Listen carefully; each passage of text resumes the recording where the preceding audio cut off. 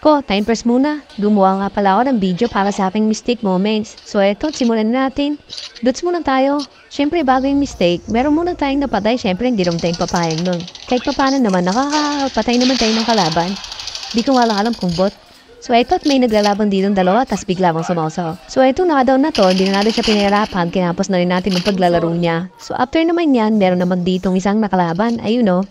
Eto, di ko lang alam kung bot siya or hindi rin ganun galing yung tutok niya kagaya sa akin. So, eto pero nakakabawas din siya dyan. Ayan o. Then binato ko ng smoke. Tapos may dumating, di ko lang sure kung kakampi niya yun. Ayan o. Pero napatay ko rin naman silang dalawa. Yan. Then after niyan, dumating dito yung kaduo ko, naka-helicopter. Yan. Galing yun siya sa New Vision. After naman yan, pagsakay namin ng helicopter, dito naman tayo sa may dock. Dito ba, dito yung sa kalaban. Ayun. Binato ko agad ng smoke, pero napatay siya ng kakampi ko. Din syempre, konting loads. After naman dito, ayan, may dalawang nagbabakbakan dito. Yung sumali ako, binato ng smoke. Kaya napatay ko sila pareho, mukhang pareho na rin silang bawas. Ayan, di ko lang sure kung mga bot lang din to, pero tumatakbo kasi siya. Yan, konting loads ulit. Then after niya, punta naman kami dito. Ito, may nag-iisang kalaban dito. Yan, pansinin niyo yung tuto ko. Medyo sumasablay talaga na nagbimintis. Hindi ko na alam kung medyo malikot siya.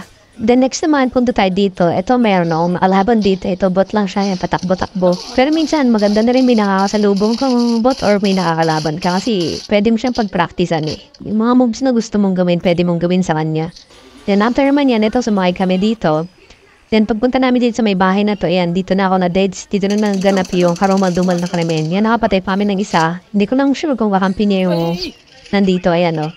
Pagbato ko ng smoke, bigla na down kagad yung kakampi ko. Hindi ko alam kung malakas talaga yung baril niya eh. Ayan, binaril ko siya dito pero wala na pala siya doon. So, nag-smoke muna ako din, hinil ko yung kakampi ko.